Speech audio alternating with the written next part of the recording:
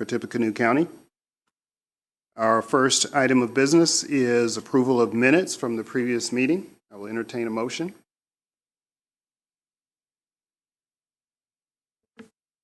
So moved. I'll second. Thank you. There's motion and second to approve the minutes from the previous meeting. All in favor, if there's no discussion, please say aye. Aye. Aye. That was unanimous. Thank you. Minutes have been approved. Next item is access permits. First, from NDOT.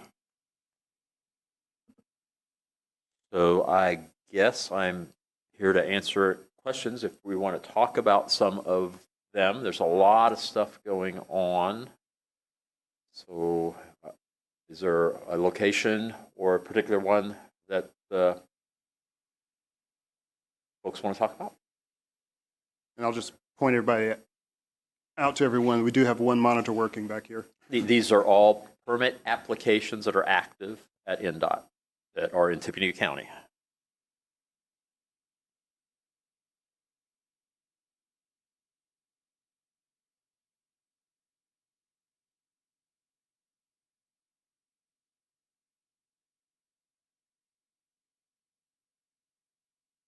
So we're at various stages as you're looking up there.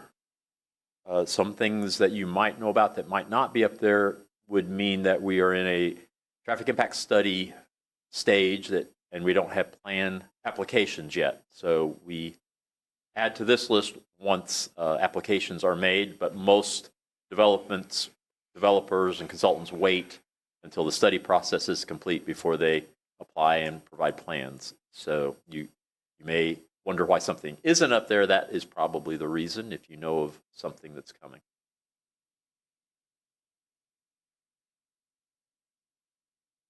Okay. So are there any questions? No questions apparently. Stu? Stu has a question. Okay. This one. Racetrack. Is that moving along the ramp? So here's my notes that I wrote down because I thought that question might come up. I need to check on the status. I'm not 100% sure if we've been approached to see what needs to be in a study. So I'm going to check to see if there is a study underway, and if not, then that means that the next step would be a scoping meeting, and for a meeting like that, we would invite the locals to be present. Are you aware of any study that's underway yet? I know that there were some initial things George saw, and So there's a contact with there was questions. contact, and they separated into two firms. One firm is doing a site development, and they're pushing through us. Right. And then the other firm is doing interstate, where George's initial was, I think they had to add lanes to the ramps because of congestion and blah, blah, blah, and that was going to be modification. Well, once again, normally, Stu, all of that comes through the study process and it gets documented as to need. So I'll check with George to see if we are in a study process and waiting for those end results to be pinned down. And if not, then those were all preliminary thoughts shared prior to even getting the study process started. So we're somewhere in one of those areas. I'll find out where. This is different than Love's, where it was packaged, they separated the engineer. And so the one that's talking to us is talking site. And for everybody in the room, site development can occur and does occur without NDOT even being involved. Sometimes people start doing those types of things before they ever come to us to talk about a study that ends up leading to what needs to be in the plans based on their impact to us. So in a weird way, sometimes site development, you know about that, and we have no clue because nobody's even approached us yet. They could even be out there building something, and sometimes they get that far ahead of themselves before they know what's going to be allowed for connectivity and access. So for this one, I'll see where we are, and I will we'll follow up with you. Scary part of it, start building that, the lanes,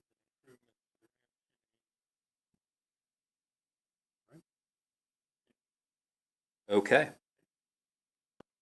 If, You agree? Yeah, as a matter of fact, I actually looked through the emails and they correspond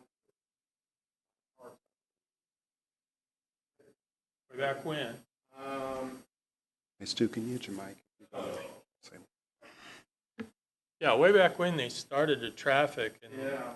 and then that dropped off and then they just, the one engineer, the other, what was F and K and then E&F. A and F, thank you. I printed off the email. Like they've already. Approach in what way, though, Doug? That's the key question, isn't it? Yeah, it felt like that died and then all of a sudden we're seeing construction plans for the site.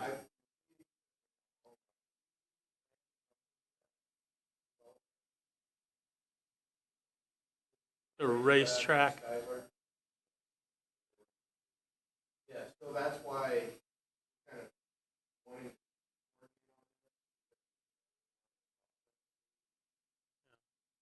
So as soon as I figure out exactly where we are on the NDOT side, I will let Doug, Tim, and Stu know.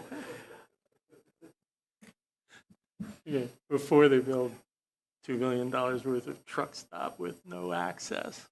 And then tell us they can't change when we say that doesn't work. Yeah, exactly.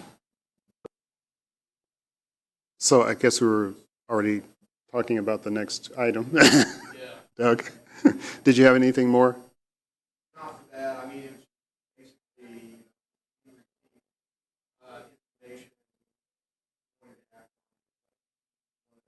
trying to coordinate so that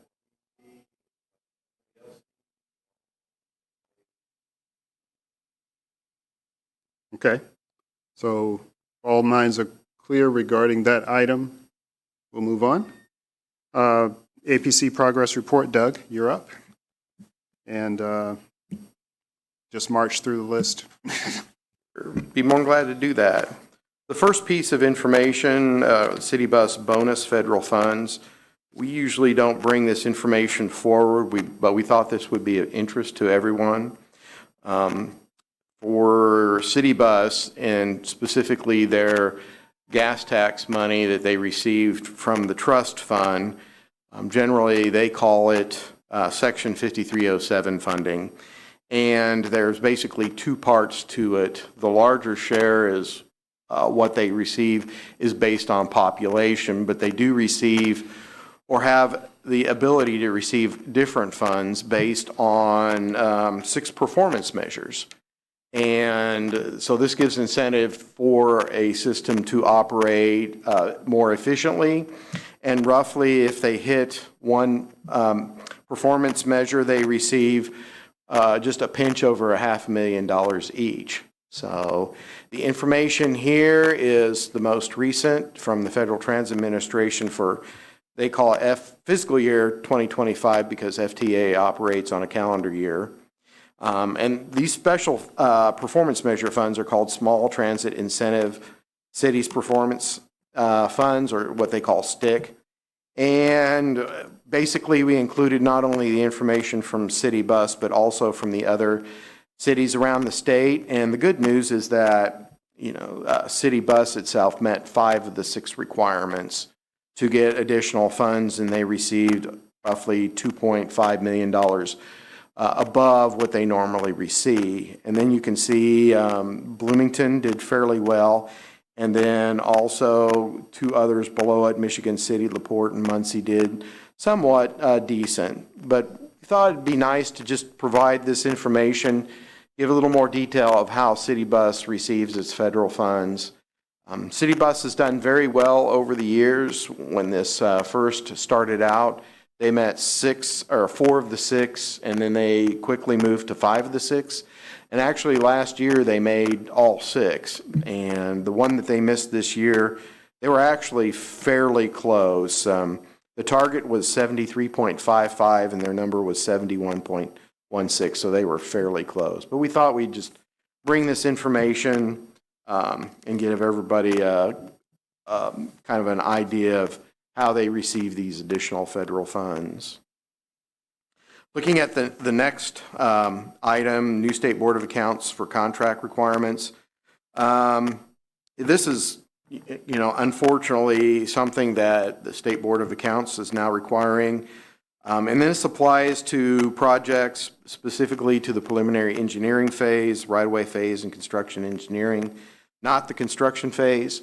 So that, say for example, if we want to change the tip and add additional funds to it, then what we need to do is that the NDOT LPA contract needs to be changed as well, because the State Board of Accounts wants the number in the LPA contract to match what we show in the tip. So going forward, if we want to add, say for example, additional funds to right-of-way, it would be pretty difficult to do, say, late in the fiscal year, because it does take a while to go through and change the contract with all the different other agencies reviewing it. So we wanted to just, again, highlight that. So if we want to add more money to those particular phases, we need to do this extra step.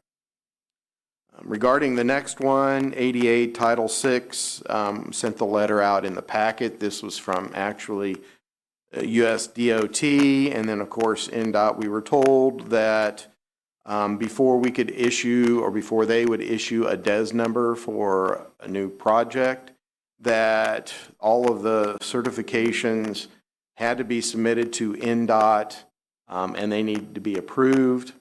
When we followed up on this, West Lafayette was already approved. I know the county is working on it, and they're having or a challenge, I should say, on the NDOT side. I mean, we're sending them the information. It seems like it's just not getting there. And then again, they said Lafayette wasn't compliant and need to look into that. So just wanted to, again, point, another piece of the puzzle that we have to look at. So regarding the federal funding update, there was actually the table within the packet, and as you see and look at it, basically all of our federal funds, and this is for fiscal year 2025, have been obligated. The balance, of course, is showing pretty much all zeros. There is a 8-cent difference there, and 8 cents, it was kind of weird how that contract came out. But anyway, we have officially obligated all of our fiscal year 25 funds. So this will be the last time we see this report. Next month, we'll actually start looking at and keep track of our 26 funds. So just wanted again to highlight that. Going on to the 18-month letting list. The first project, of course, that everybody was pretty much interested in was the State Road 225 truss reconstruction or repair project. Unfortunately, the bids were too high. They were above the engineer's estimate. And I should point out that this estimate is for 2 bridges and just not the one.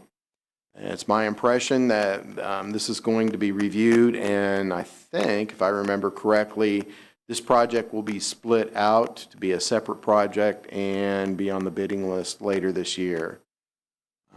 Bill, is that correct, or? We had to move to FY26 funding, and I'm not 100% sure as to letting month relet and all that good stuff, but it was a real pain moving it into another fiscal year and shuffling other projects out to free up the money. But that's we're coming right back in FY26 and trying again. Okay, great. One thing we'll need to do is, I believe, in the tips. I don't think it's in the new one, but since it's now in 26, we'll need to change at least or at least I think need to program it in the new tip. So we'll need to look at that and see, and I'll get with Marcy and we'll work with her on that. The other things I'd like to point out, project number 2, this is on I-65. This is actually not on the May 7th normal bid letting. It actually went on the May 14th bid letting. And small structure pipelining project. There are 2 bids submitted, and both were above the engineer's estimate. So it was kind of interesting. In the tip, we only show construction for this project at $900,000, but the low bid was at $1.8 million. So I'm not too sure if there was another project with that, but I think it was just the one. The next project after that is July. It's on Special 52. And looking further down, we had one change, project number 8. That went from an August bid letting to a November bid letting. That's on State Road 38. And then one more thing, 9th Street project, the first part of it, January 14th, 2026 bid letting. So it's a quick summary of all of the projects listed on the 18-month letting list. Any comments, questions?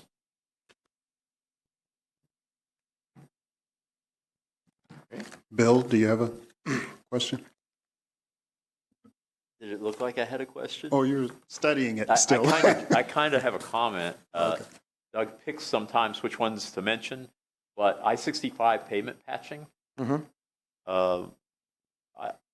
that is 47 to 20, let's see, from 28 to 38, yes.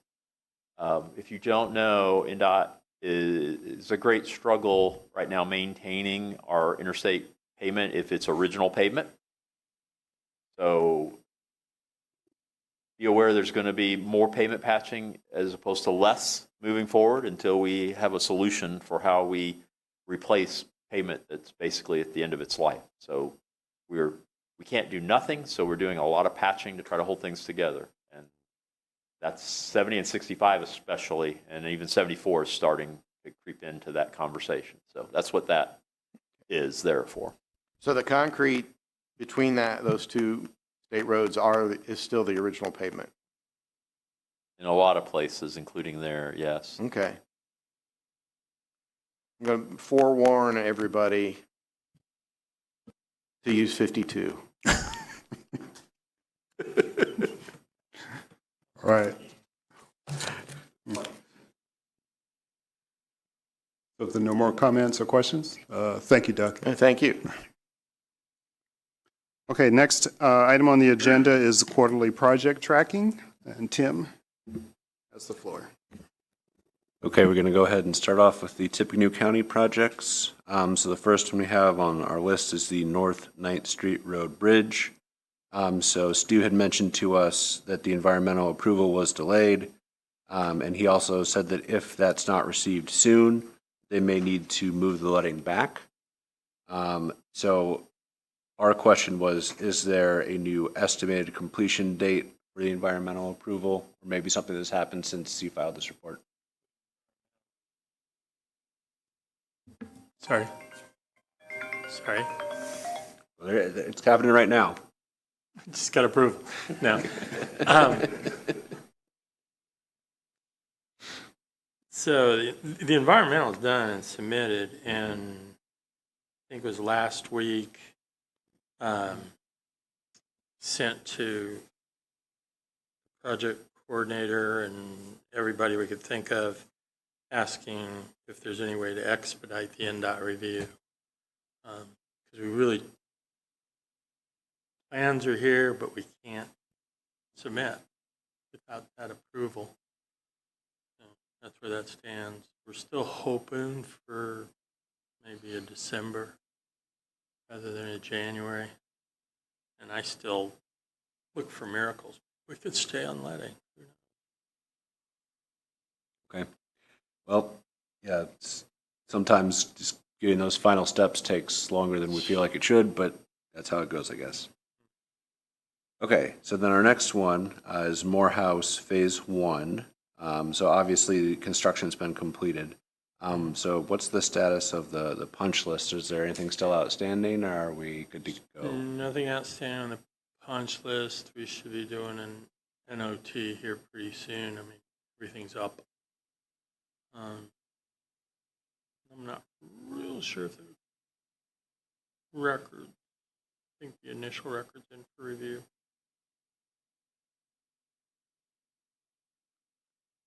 Okay, great, thank you.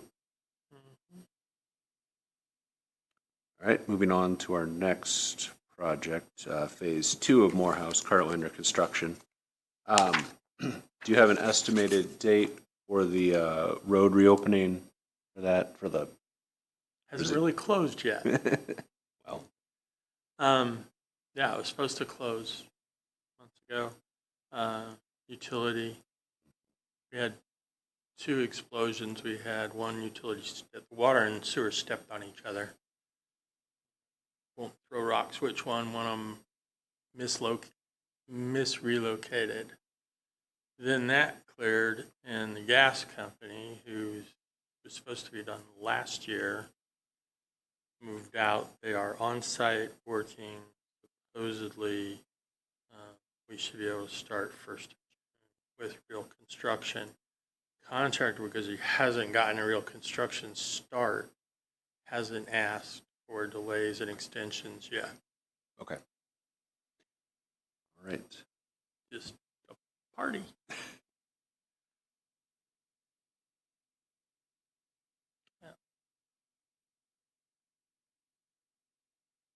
Well, we'll see what happens June 1st. Thank you. Okay, so our next project is bridge number 64. We didn't have any particular comments on this. It is part of the first of a pair. Did you have anything you wanted to add besides what you sent to us, Stu? Nothing really. I think I noted in there that Evonik wanted to keep the road open, so the additional right-of-way was needed to phase the bridge. They're donating that land required. It's going up their corporate ladder, but given the time we have between now and letting, that should not be an issue. And I would assume same for 65, 65, yeah. since they're paired together. No additional comments for that one. Okay. All right. Our next bridge project, bridge number 527. We didn't have any comments about this either. Did you have anything you wanted to add? Nothing. We're just hoping to get it done early. So then starting with the first of our next pair of bridge projects, bridge number 80. We also didn't have any comments for either this one or 83, the other half of the pair. Did you have anything you wanted to add besides what you sent to us, Stu? No, I think that pretty much covers it. Okay, great. So then the North River Road project from West Lafayette city limits to I-65. We just had a note in there that, this is a relatively new report. We didn't have any scheduling information provided. So we could get that in future reports. That would be great. Understanding that, still fairly early on with things. Yeah. We were supposed to have a scheduling meeting coming up pretty soon.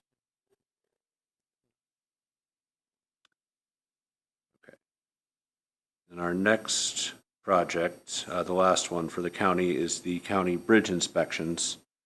So we just want to note that this project is now in both of our TIPs. So it was added to the draft FY26 TIP and updated in the FY24 TIP by a modification. So just wanted to make sure that was cleaned up and that you were aware of that, Steve. Saw that. That's good. That'll finish out this one, and the RFP publishes in just a couple of weeks for the next contract.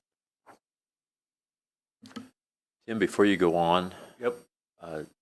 just some information, I don't know if it's pertinent or not, but you mentioned environmental taking longer, and you mentioned the NDOT side.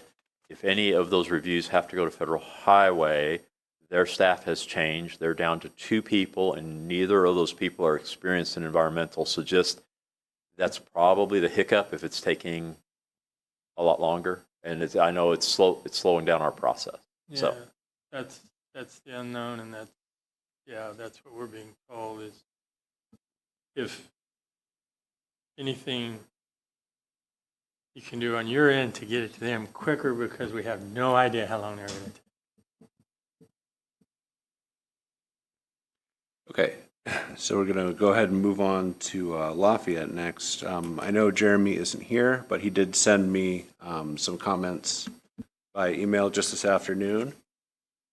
So our first project was the South 9th Street project. So we asked about the Stage 3 design milestones, as well as asking about the right-of-way, if that had been purchased for the South 9th Street group of projects. And so Jeremy says, yes, that the Stage 3 plans were submitted slightly ahead of schedule.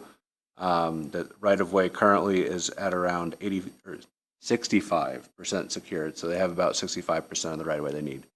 They are working pretty aggressively on that to try to maintain the schedule, and that should apply for all of these, this group of projects. Then our next one is another one of the South 9th Street projects. I did mention that there was no schedule listed in the report. Jeremy said he is working with an NDOT PM to get that added into the quarterly reports. So hopefully we'll be able to have one in there next time. So thank you, Jeremy and NDOT, for working on that. Continuing with the 9th Street projects, this one being from Ortman to Veterans Memorial. So this project was split into phases with the TIP amendment. We didn't necessarily have any additional comments for either this part of it or the next one, which is the bridge over the Elliott Ditch. Again, just noting that these were split out, so that's why we only have a few months or a few quarters worth of reports for these. And then our last one for Lafayette specifically is the intersection signal preemption. So milestones were moved back for Lafayette because the schedule was changed so that West Lafayette signals will be done first. There were some small changes in funding. We did want to note also that we have received, or we have seen that the notice to proceed for PE for both cities has been received. So Jeremy wanted to add that he is working with the NDOT PM and consultant to set a realistic letting schedule for this. And they're also getting ready to kick off the project, so there should be a kickoff meeting pretty soon, I believe, for that one. That would generally apply as well to the next report, which was technically filed by Lafayette, but is West Lafayette's portion of the signal preemption. So I did just note that this was the first time receiving the West Lafayette portion of the report because, again, it's going first, as we discussed previously. So we're still kind of trying to get all these mechanics sorted out for how we need to get all the proper reports filed. But I think we're in a good place with that now, and the intersection signal preemption project should be progressing pretty well now. Okay, so that should cover all of Lafayette. So moving on to West Lafayette.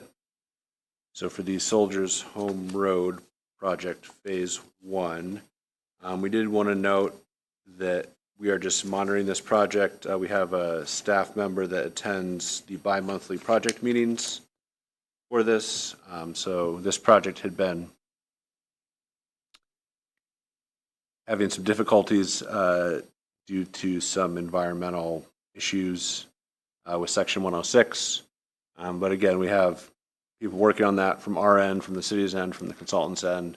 So I think that's starting to stabilize. Don't have any further comments on that unless you'd like to add something, Natalia. So then West Lafayette's next project is the westbound Special 52 ramp intersection with Soldiers Home. So tied to the last project, we didn't have any comments on that. Do you have anything you wanted to add for that one? No? Okay. Moving along, Soldiers Home Road from Hamilton to Cowbear, phase 2. So we did note that the letting date was adjusted to reflect the new tip. So that's great to have that kind of firmed up. I would suspect that might also be changing the ready for a contract milestone, as that's typically only 3 months before the letting, and the letting moved back. So we might see that in future reports. Do you have anything you want to add about that project, Natalia? No? Okay. And the last one is the Sagamore Parkway Trail project. So the FEMAS was requested for some additional funding, and we were able to obligate those funds, so I believe that's been tied up. That had been kind of outstanding for a couple quarters, so I think we're in a good place with that as well. Any additions, Natalia? All right, well, that was the last project report, so that should wrap everything up. Unless there's anything else that someone would like to bring up before we close out the quarterly project section.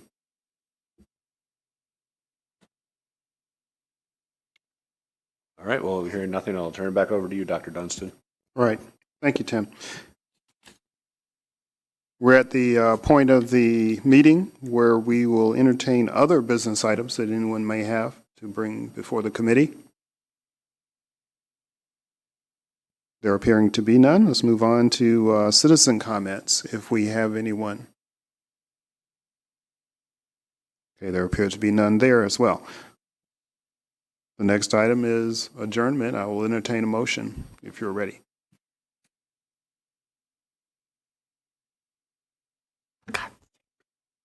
Move to adjourn. Second. Thank you. All in favor, please say aye. Aye. Aye. Okay, that was unanimous. This meeting is ended. Now we will see you again next month.